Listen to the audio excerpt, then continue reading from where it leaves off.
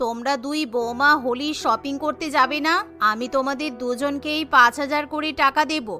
যে যার পছন্দ মতো জামা কাপড়, রং, আবির কিনে নিয়ে এসো। তোমরা বরং আজকেই শপিং করতে যাও। পাড়া সবার তো মনে হয় হোলির শপিং হয়েই গেছে। আপনি আমাকে মাত্র 5,000 টাকা দেবেন? আমি তো প্রত্যেক বছর 10,000 টাকার হোলি শপিং করি।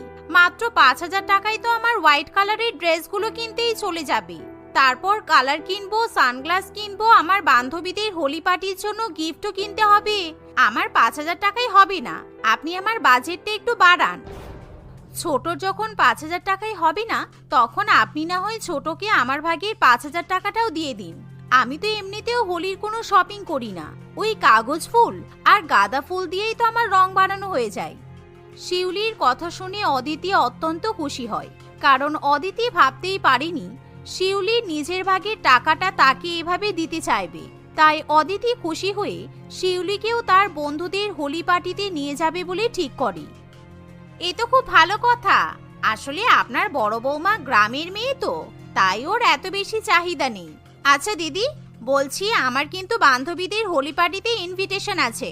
তুমি কি আমার সঙ্গে যেতে চাও? বাবা, তোমাদের আবার হোলি পার্টিও হয়?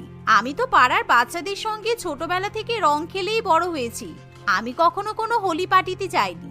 তুমি যদি আমাকে নিয়ে যেতে চাও তাহলে আমি অবশ্যই যাব।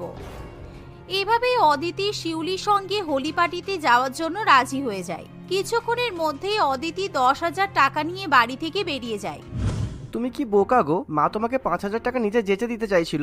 ওই 5,000 টাকায় কত কিছু কেনা হয়ে যেত বলো তো। এমনি মা টাকা দিতে চায় না, তার উপর কিভাবে দিচ্ছে নিয়ে নেবে, তা নয় লোককে দান করতে গেছে। আরে তুমি এভাবে বলছো কেন?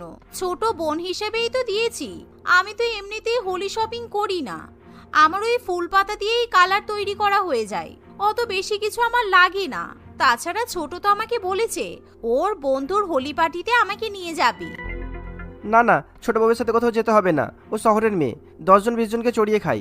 তোমার মতো বোকা নয়। তুমি কোথায় গিয়ে হারিয়ে যাবে তার ঠিক নেই। তার থেকে ভালো কোথাও যেতে হবে না, বাড়িতে বসে নিজের সাথে রং খেলো। আমি তোমাকে কোথাও যেতে না দেখি বলে দিলাম। যা বাবা, ভাবলাম কোথায় বড় লোকেদের হোলি পার্টিতে যাব। আমার বর তো দেখছি আমাকে কোথাও যেতে দিতেই চাইছে না। না না, কিছু একটা ব্যবস্থা আমাকে করতেই হবে। হোলির দিন সকালবেলা শিউলি ঘুম থেকে উঠে কাগজ ফুল, গাঁদা ফুল, জবা ফুল এবং পাতার রং দিয়ে বিভিন্ন রকম অর্গানিক কালার তৈরি করে। কিন্তু অনন্ত সেদিন বাড়িতে থাকায় শিউলি কিভাবে তার ছোট জায়ের সঙ্গে হোলি পার্টিতে যাবে কিছুই বুঝে উঠতে পারে না।